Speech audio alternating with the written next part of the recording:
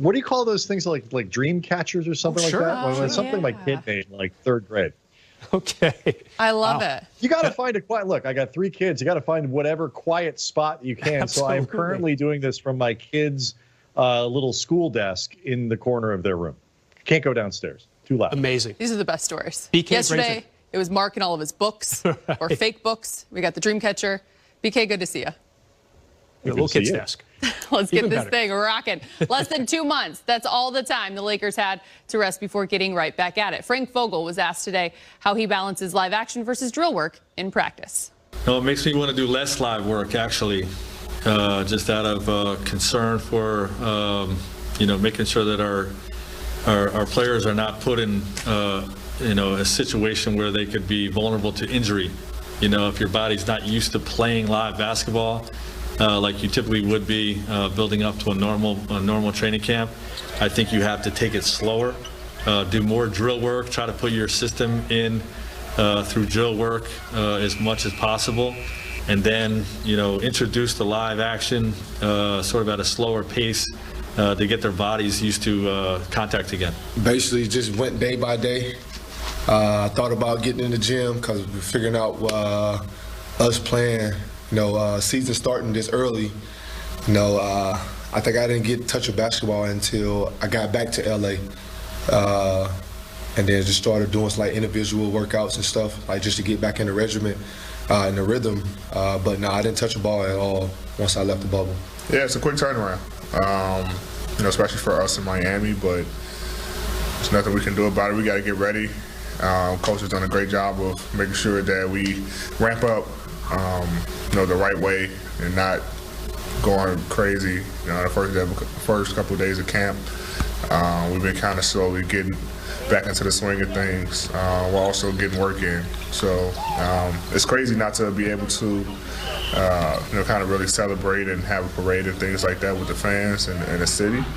But it's something that we have to just get through, be able to come out and defend our title, as well as making sure that we stay fresh and get ready for Friday. Do you know if LeBron and AD are going to play in the first preseason game on Friday? We haven't made that decision yet. I would say it's probably unlikely that they'll play. All right, so KCP didn't touch a basketball until he got back to LA. Markieff Morris said the same thing to us a few days ago. BK, we just heard Frank say right there that it's unlikely we see AD and LeBron in the Lakers preseason game number 1 on Friday. How do you see him navigating the minutes here in practice and preseason? He's going to have to be really careful. I know the Lakers talked last year, and I really surprised a lot of people with how aggressively they came out of the gate trying to win games. And they put the pedal down really fast. They just can't do it again this year. They're going to have to be much more cautious with everyone, not just LeBron and AD. But, you talk, KCP. All these guys came out of the bubble. They had their bumps and bruises. None of them are in shape. None of them have played the pickup games that NBA players typically do.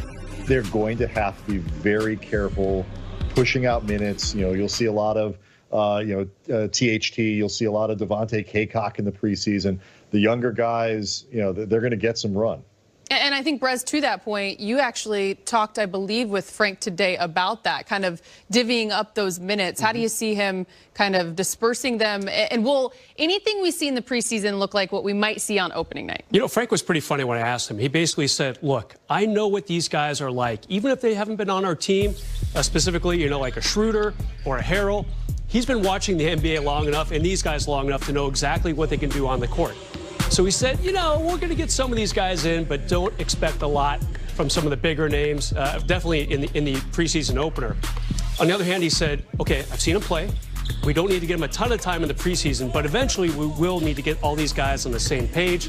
So he has to kind of straddle a pretty fine line, getting these guys on the court together, but also making sure they get some rest because, as we know, not a lot of time elapsed from when we last saw the Lakers play a game. And he's keeping it no secret. I think he used the word he wants to master. That's his goal. This balance between not overworking and working them enough. It all starts for real, though, in 2 weeks. And it's a tough schedule right out of the gate. Opening night, December 22nd against Kawhi Leonard, Paul George, and the Clippers. Christmas Day, Luka Doncic and the Mavs are in town, followed by the Timberwolves and Blazers. The Lakers head out on the road for the first time on December 30th to take on the Spurs. So, Brez, no game in the NBA is easy. We know that. But the Lakers didn't get any favors in the first 5 games. What are you expecting to see from LA as the season begins? Well, I think we'll see LeBron and AD play those first 2 games, especially with the NBA rule that, hey, you have to play in the big TV games. Opening night, big TV game. 3 days later, Christmas night, big TV game. So those guys will be out there running around for sure. And then I don't know what we're going to see from them for the next 3 games, if not beyond that. Like you said, some tough games. I'm not sold on the San Antonio game, that 5th game being that tough. The Lakers actually played them 3 times over the span of about 2 or 3 weeks, which I think is good for them. San Antonio kind of on the way down. No offense to Popovich. Please don't at me on it. But definitely the Lakers, not an easy schedule to start the season. Yeah, and I just think you look at it, obviously opening night against the Clippers, that's a big game. Everybody's going to be up for that. Everybody's going to play in that. You don't sit guys on Christmas like that. That is a marquee day for the NBA. The Lakers will go out and they'll push for those 2 games. It's that back-to-back with Minnesota and Portland where I think you'll start to see Frank Vogel make those adjustments, whether certainly, somebody's going to sit on one side or the other of that back-to-back. I'd be shocked if that didn't happen. Or at the very least, you'll start to see the rotation change a little bit. Frank Vogel going deeper into the bench, playing different combinations. That's when it's going to start to get a little bit, a little bit more creative, I think might be the right word there. 3 games in what is that? 4 nights, I believe. Yes, sir. BK, I want to stick with you on this because I think one thing that we got to give Frank Vogel credit for is he really made adjustments and made lineups and combinations work when he needed to last season. And so as he embarks on this new challenge of balancing who plays in the preseason, who doesn't, mixed with 4 new faces and trying to bring this whole thing together, you certainly have confidence that he's going to find and strike that right balance. I think that's a great point, Allie, because you go back to last year, guys deep in the bench, Quinn Cook, Troy Daniels, Jared Dudley, they got minutes. And, Vogel was really good at making sure that everybody stayed involved. It became particularly important when they got into the bubble and into the playoffs when they had to change lineups so much. I mean, there's a lot that goes into it that's more than just keeping guys fresh or whatever it might be. And so, you're going to see different floor combinations. You're going to see guys going deep into the bench with all of these new guys that they have to try to find the best combinations, to try to find the guys that work well together. Because remember, they're playing every other day. There's not going to be a lot of practice time to figure out which 5-man units work the best. So everybody's going to need to play. It's important in a lot of ways. We just showed a graphic with 4 names on it, and it's still there. Okay, Marc Gasol, Wesley Matthews, they're getting up in age a little bit. All right, we're not going to be seeing them playing 30 minutes a night in these preseason games. But, eventually they'll need to get in there. The guys I think we'll see more of are Harrell and Schroeder. Those are the 2 guys. They're young. They're in their 20s. They just signed big contracts. They're hoping to sign big contracts maybe next season. They want to show everyone what they can do as quickly as possible with their brand new team. So I think those 2 guys will get some burn in the preseason. The other 2, I'm not sure about Gasol and Wesley Matthews. Look, a lot of questions, but not a lot of time to figure it out. We're going to find out sooner or later how Frank Vogel and his staff handles it. Championships in NBA league history. The 2016 Cavs coming back from 3-1 versus 73-9 team, being down 3-1 versus one of the best teams that ever been assembled. 2-time MVP. 2-time MVP. And then what we went through in the bubble. And if you were not in a bubble, you don't quite understand it. You will never, ever understand how hard it was to win that championship, to be able to motivate yourself, to be this is literally out of your whole comfort zone. No family, no friends. Family. I didn't see my family for 8.5 weeks. And then it was just my wife. I didn't see my kids until I got out of the bubble, 96 days. Everything you're accustomed to, your own bed or your chef, your sleeping pattern, you're so accustomed to, for me, I'm a routine guy. And when my routine is like knocked off, it's like, I don't know, it's hard for me to center myself. So I'm with you. I'm literally in the bubble at times, like in my room, literally seeing the walls like this, like The Shining. Just blood. Just like blood coming down my walls. I go in the hallway. It's like 2 kids on a tricycle. I'm like, oh, holy shit, what is going on? I got to go home. I'm ready to leave. You haven't seen The Shining. We want you to play with us. Yes.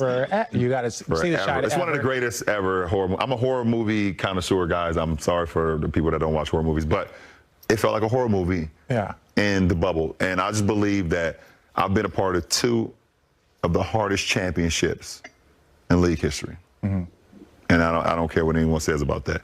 You can debate who's the greatest of all time individually, things of that nature, and what they've done. But as far as the teams, that's one of the 2 hardest championships in league history. I've been a part of that. All right, so let's talk about him. From coming back down 3-1 on the 73-9 Warriors in 2016, thinking about all that the Lakers faced in terms of adversity last season, do you agree those are the 2 hardest titles won? Absolutely. I mean, I dare someone to come up with 2 other ones. Look, I covered that Golden State-Cleveland series for the LA Times. Allie, I got tired just kind of going back and forth on the plane from Oakland to Cleveland for all the games in that series. I mean, it was tense. It was dramatic. And indeed, they were the first team ever to overturn a 3-1 deficit in the NBA Finals. That's that one. And, of course, the NBA season that we just witnessed ending a couple months ago, the longest ever in league history, maybe the longest of any season of all time anywhere. So, yeah, LeBron is absolutely spot on when he says that. BK, as I pitched that question to Brez, I saw you shake your head yes as well. I don't know. Look, I'm not a historian. I can't go back and break down the path for every. Beating that Warriors team was a remarkable achievement. It's hard to find, particularly given what LeBron had to do on an individual level, the performance that was required to do it. You know, was this title that they just won in 2020, was that harder? Was their path harder? Did they have to play the hardest teams? I don't know, but it was unique relative to everything else that the NBA has ever done. There has never been a situation like that where the mental fatigue that goes into playing in that bubble, as LeBron pointed out, being away from your family for, what do you say, 95, 96 days, whatever that, didn't see his kids. You're out of your routines. The isolation there, from a mental standpoint, it's hard to think of something that was more challenging than that, even if you think the Lakers didn't have the hardest path to get there based on their opponents. So, BK, LeBron compares being in that bubble to that of The Shining. I still haven't seen the movie. Are we surprised? No one's surprised. That was 2 weeks ago, and I still haven't watched it. So will you help me understand what he's talking about? Was the bubble really that bad? I believe the hotel they were staying at had a problem where every time you got off at the wrong floor, blood would come out of the elevator. That's a lie. That's probably what it was. Red rum. Red rum. What's red rum backwards, Allie? Do you know? No. Well, murder. There you go. Ah! There we go. They also, the Morris, they had those creepy twins in The Shining. The Morris brothers were there. I don't know. Maybe that's what he's talking about. Do you think that the other Lakers felt the way that Bron felt as well? Yeah. That it was like The Shining? Maybe not. The walls closing in blood. and pools of blood everywhere. And little tricycles. I mean, Jack Nicholson is one of the biggest Laker fans of all time, so maybe he was trying to get into the bubble a little bit. But, yeah, I mean, there's no doubt. When you talk to people who were in the bubble, whether it's reporters or coaches or players, it was unlike anything they ever experienced, and there was no doubt that this season was going to start without a bubble. Now, where are we, 8 months from now, 7 months from now? Are we in a bubble situation for the Final Four of the NBA or maybe the playoffs? No one knows. But, yeah, really, LeBron is right when he says we sacrificed a ton to be in Orlando for 3 full months. Not a lot of family time, not a lot of good friends time. Just a lot of team time, and it worked out for them, but I'm sure they do not care to revisit that anytime soon. And again, as he said it, I won't question him. As he said it, if you weren't in there and you didn't experience that 96 days, 95 nights, as he recalls, then you would never understand. But he didn't get me to go watch The Shining. The both of you did just right now. So kudos to the both of you. Sticking with LeBron, fresh off winning his 4th NBA title in 17 seasons, LeBron James is right back in the gym working harder than ever to get his 5th, something that hasn't gone unnoticed from new teammate Dennis Schroeder. Yeah, it's the 18th year. I don't even know what to say. And he's still one of the hardest working guys in this building. He's here early, leaving late. I mean, it's just crazy to see. But to be around him, his presence, just how he, practices, even off the court stuff, what I've seen so far, treatment, all that stuff, I just try to get better at me, myself as well. So I think he is a big role model, for everyone here to see, that he's doing it for 18 years. on the biggest stage. And didn't slow down yet. So everybody, is watching him try to get better each day as well. No, that's a huge part of this year's plan, is to have Dennis out there with LeBron, alleviating some of the pressure, but also his ability to play off the ball. That's what we love about him. They're going to see heavy minutes throughout the course of the year this year. We haven't seen a ton of it yet in practice, because most of our practice so far has been sort of like drill work, more than live action, or 4-on-4s or things like that.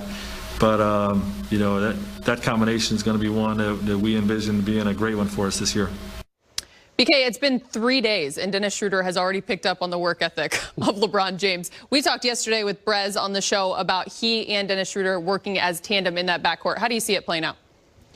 I think, look, the two numbers I think that are critical when you look at Dennis Schroeder when he plays with LeBron, because he's not going to have the ball in his hands as much as he normally would. 42.5% last year in Oklahoma City on catch and shoot opportunities, and almost 40% on wide open threes. He's going to see a lot of both of those playing with LeBron James. He'll also be able to, do a little bit of what Rajon Rondo did last year, allowing LeBron to take some possessions off. It could have some really interesting pick and roll patterns between those guys and whatever. But primarily, I think when they're on the floor together, one of his big contributions is going to be being out there as an outlet for LeBron to drive and kick and converting those three-pointers, frankly, at a higher rate than I think they were at a rate, I should say, they were hoping Danny Green would do it last year. Yeah, I'm not sure we're going to be seeing LeBron setting a lot of screens down low so that Schroeder can kind of direct him off those. It's probably more for like a Montrezl Harrell with LeBron. But still, BK, you hit a lot of good points there.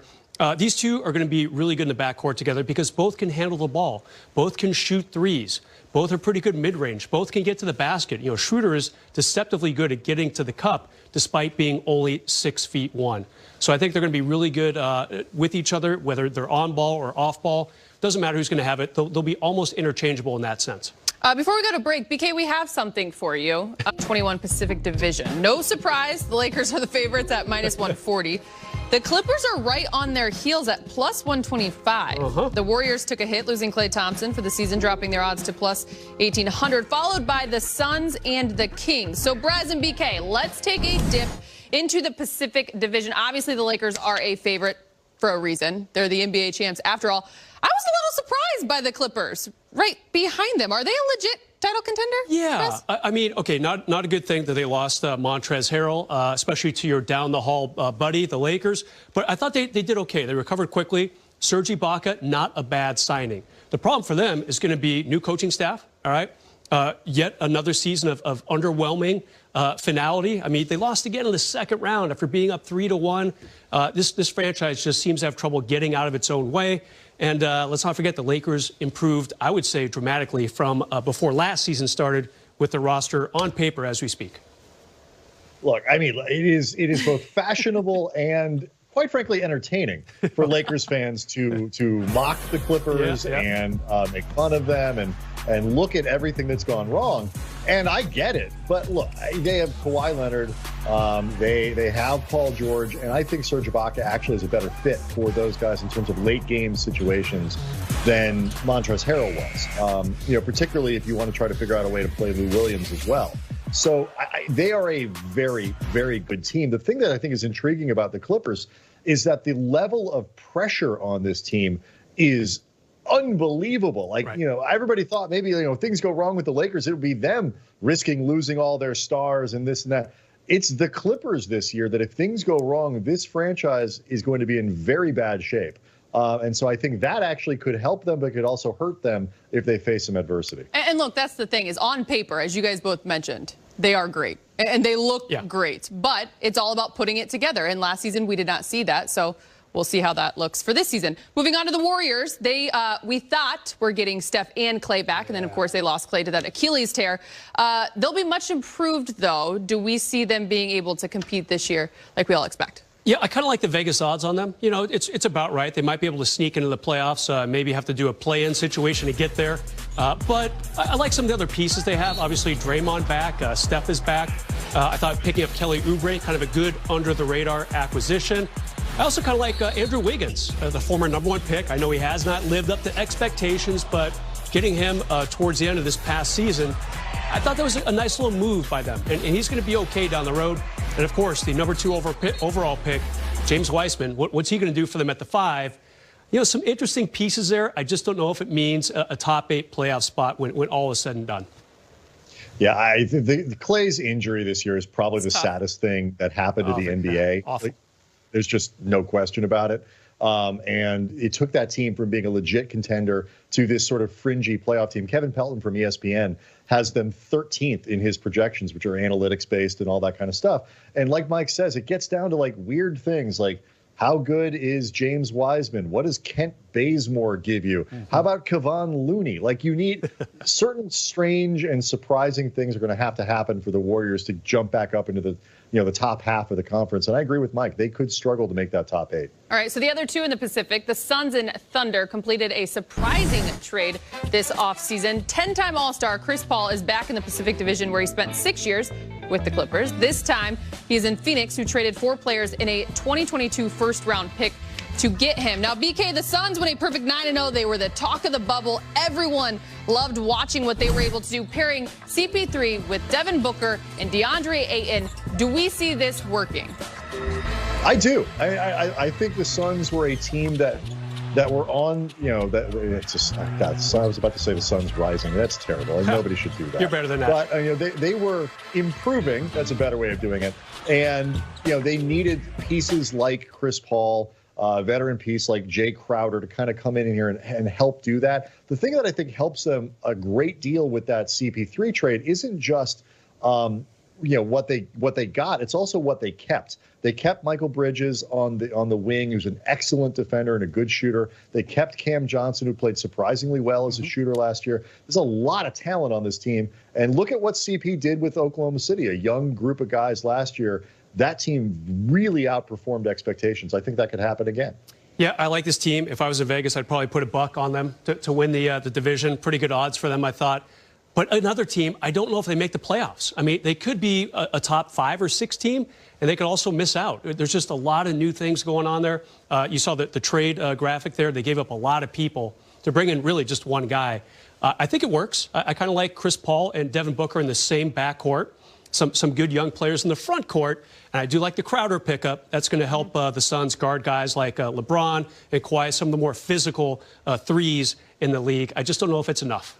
Certainly going to be fun to watch. I'm really excited to see CP3. Yeah. What are they? We don't really know, do we? But it'll be entertaining. What's going on up north? Let's talk about that. Because it was an interesting offseason, to say the least, for the Sacramento Kings. Of course, what fell apart with Bogdan Bogdanovic in Milwaukee, and then they failed to match that 4-year, $72 million offer sheet with the Hawks.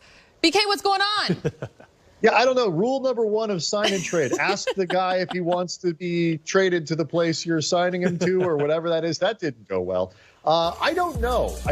They're not going to be good. They're not a top 8 team. They're not a threat to win much of anything.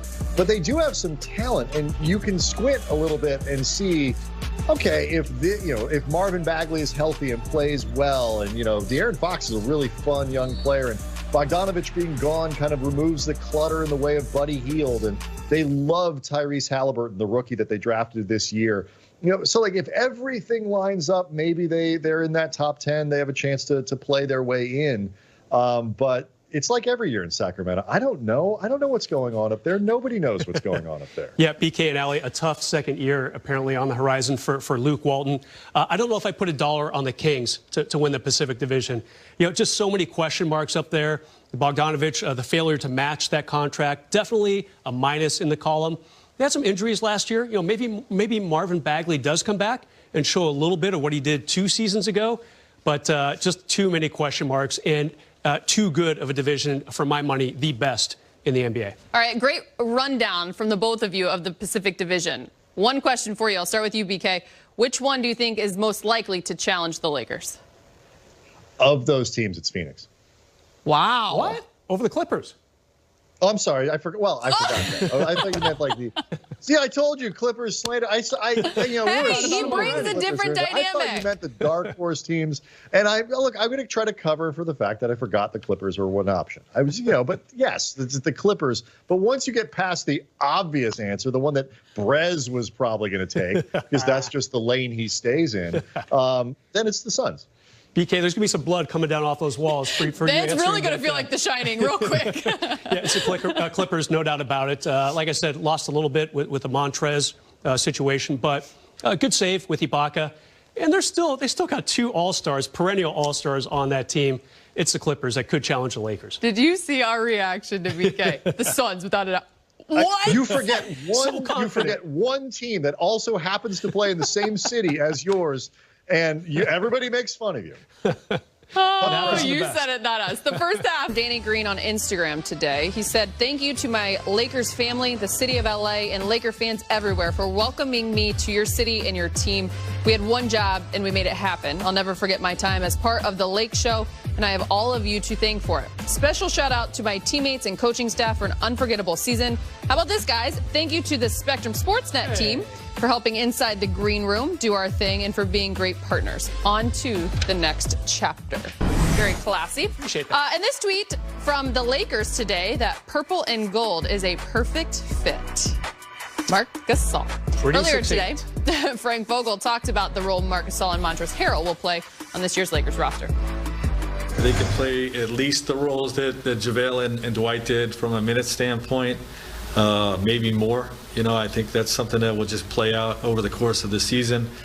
But we still would like to have a blend of AD playing at the 4 and as well as playing at the 5, which is obviously something, our ability to shift back and forth in the playoffs last year was pivotal and important to us winning the championship. And, something that we'll balance again this season. I think in these first couple of days of camp, we kind of just toyed with it a little bit. Me playing some 5, me playing some 4. Let's say Marcus, defensive player of the year. He can guard bigger guys. And then, Trez is a fighter. So, we lost 2 guys who, JaVale and Dwight, who played our 5 spot, but I think we got 2 guys, who, one can be undersized, but has a lot of dog and a lot of fight to play against anybody, guard anybody. And then, obviously, in, certain cases, I'll also play the 5. So, just not. And this season is cut short. This season is a lot different from any other season. Well, I won't say any other, because last year was a different season. But, we'll mix it in and take it game by game and just see what happens. We were very successful when I was at the 5. So maybe it's something that we, kind of wait for the playoffs again. And then during the course of the season, kind of toy with it, game by game. All right, BK, so you've got Anthony Davis, Marc Gasol, and Montrezl Harrell. How do you see the workload between those 3 splitting up? This is going to be one of the more fascinating challenges for Vogel this year, is figuring that out, because you do need to protect Marc Gasol from a minute standpoint. AD doesn't love to play a ton of minutes at the 5. If he can avoid it, down the stretch of games, it's okay, but not all night long. Mm-hmm. And Montrezl Harrell, at least to this point in his career, has had some defensive issues in terms of, rim protection and things like that. Good drawing charges, but not a great defender, at least by reputation. So can you make Harrell better by playing him next to Davis with, the short guy playing the 5 and the tall guy playing the 4? Like, how much can you do with Marc Gasol? This is going to be the hard thing to figure out. Wouldn't shock me if later in the year they picked up one more big, but don't forget too, they can stay pretty long with Markieff Morris. And LeBron James, a pretty big guy, too. Markieff, yeah, that's a name we saw during the playoffs that really made a difference on that end of the floor. Brez, let's stick with Anthony Davis for a second, because the very first time we heard from him during his press conference, he made it very clear he doesn't want to play the center. Now, he did it when he needed to, and he was great at it. Where do you see him playing his most minutes? At the 4. It's funny. Statistically, he's actually better at the 5, but you want to listen to your star player, and if he says, I don't love playing the 5, you put him at the 4 until the last few minutes of a game or playoffs or the championship or whatever. You know, it was kind of funny when I asked Frank Vogel today on Zoom, how are you going to see it playing out? It was like it was 4th and 27 because Frank punted that ball as quickly as you can imagine. It's not ready for him to talk about that yet. And I get it. It's only, what, day 3 of training camp? But eventually he'll make a decision. I think maybe we will see Marc Gasol start and maybe keep Montrezl Harrell coming off the bench. But it's not our decision. We'll see what Frank does. Speaking of Montrez, a bit undersized. Sure. But don't underestimate the 6'8", dog in right? him, 6'7", right? yeah. That's why you don't have much concern, or do you, with that lack of size? You think of last year when they had Dwight Howard and JaVale, 2 real strong, big interior guys. It's a different feel because JaVale and Dwight, shot blockers, played above the rim. And don't get me wrong, Montrez does too, but, you know, JaVale's a legit 7-footer. That is not the case with Montrez. Dwight is listed at 6'11". He's probably closer to 6'9" ¾ but still, definitely a guy. They love going back and forth and trying to get the alley-oops and everything. But, you know, it's a different thing with Montrez. He's just not the size of a normal center. It's a good problem to have. Still a very gifted player. We'll see how it shakes out.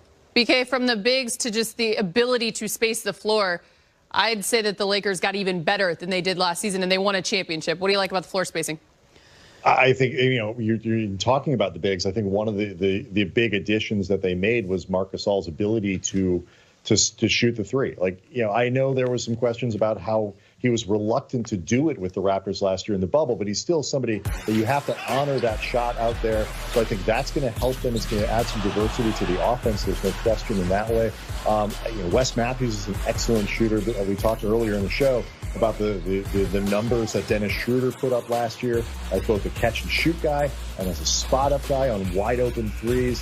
When you play with Anthony Davis and LeBron James, you're going to get those opportunities. And all around the floor throughout the rotation, with the exception of Montrezl Harrell, basically everybody that they added is somebody who can shoot the ball. And I think that will make a difference. Trade a little bit of defense for better offense, and I think overall it'll help. And by the way, Montrez's motor is just so strong. It doesn't matter if he's 6'7" or 6'11". He doesn't quit. Still very tough. A bulldog. He will show up every single night. This is why we say the Lakers, though they won a championship, whew, did they get better. Amazing. And more dangerous. ESPN has revealed the first half of their top 100 current NBA players. 4 Lakers have made the list so far. New additions, Montrezl Harrell, Dennis Schroeder, and Marc Gasol are on the list at number 76, 77, and 96, while KCP checks in at number 77. We knew the offseason was an A+ for the Lakers, guys, but adding 3 of the league's top 100, that's kind of amazing, Brus. Yeah, where's Kuz, by the way? Need to get him out there, see if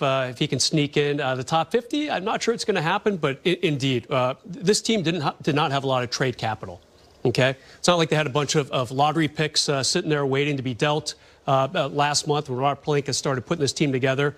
What an amazing deal he did. Getting 4 guys who are going to be difference makers, maybe not every night, but certainly an overwhelming number of nights. 1, 2, 3, or even 4 of them are going to jump up and help contribute to this team.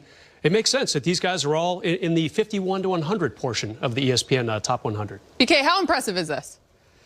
It's really impressive with the level of talent. First of all, you know, Brez, you talk about Kuz sneaking in there. I think a lot of Lakers fans are assuming that Alex Caruso's in the top 50. They're going to start throwing elbows around. Great line. To me, the thing that strikes me with that ranking is where Kentavious Caldwell-Pope is. Because remember, when he was signed, this was, you know, for all the talk of Mana from Heaven and all these other things, it was not, he was considered a guy that was sort of, you know, paid a little bit for the clutch, whatever it might be. And the way he's contributed and become so crucial to this team's success, I think it's fantastic for him. It's a validation of all the work he puts in. And I'm excited to see him on that list. But it does say he's going to have to be a big contributor this year because, you know, look where he is. This is a guy who's expected now to play very well. So we know that the Lakers are probably pretty excited about this list, but there's some people that aren't excited about this. How about this? DeMar DeRozan, that LA native we were talking about, doesn't agree much with being ranked at number 82. He tweeted this. Brez, do you know what those emojis are? Spell it out for us, Allie, would you? What's going on there? I got the clown part. I got the clown part. Clown poop. Thanks, BK. Yeah, DeMar not really excited about that, is he? He's a pretty solid player, too. But ESPN, they didn't love him on their list, did they?